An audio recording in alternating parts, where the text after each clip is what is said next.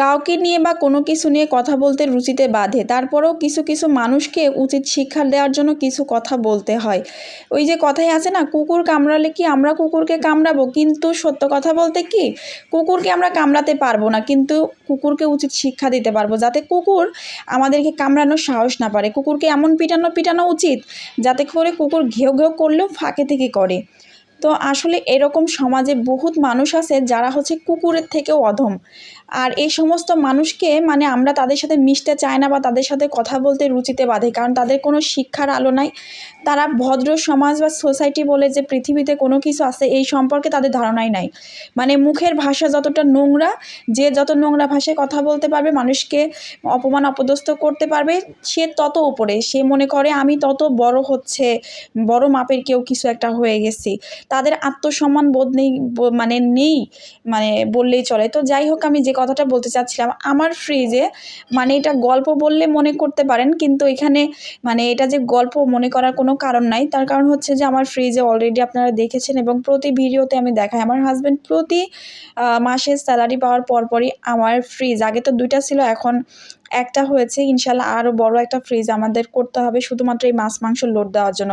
তো আমার হাজব্যান্ড যখন স্যালারি পায়, প্রত্যেক মাসে স্যালারি পাওয়ার পরে এত কেনাকাটা করি, মাছ মাংস আমাদের ফ্রিজে জায়গা হয় না জন্য আমাদেরকে পাশের ফ্ল্যাটে রাখতে হয়, মানে এত বেশি। তো আমাদের মাছ মাংস সবজি যত কিছুই কেনাকাটা করি না কেন, এই সমস্ত কিছু যদি আমি আমার বাবা মাকে যদি আমাদের বাসায় যদি আমি সারা জীবন যদি বসে খাওয়াই বা প্রতি মাসে যদি আমার বাবা মাকে এনে যদি আমি আমার কাছে রাখি, তাও আমার মাছ মাংস ফুরাবে না।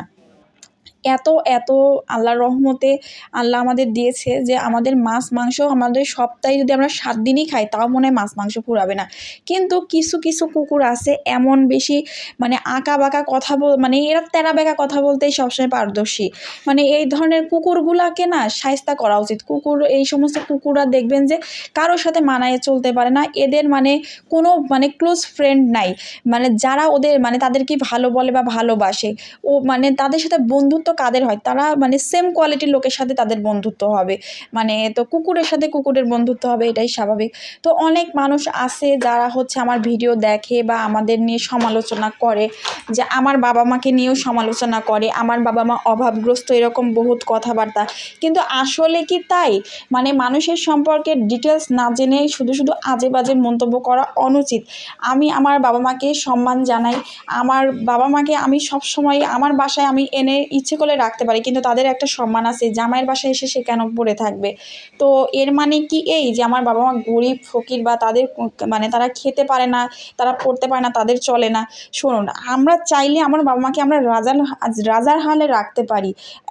এতটা আল্লাহ আমাদের দিয়েছে, আলহামদুলিল্লাহ।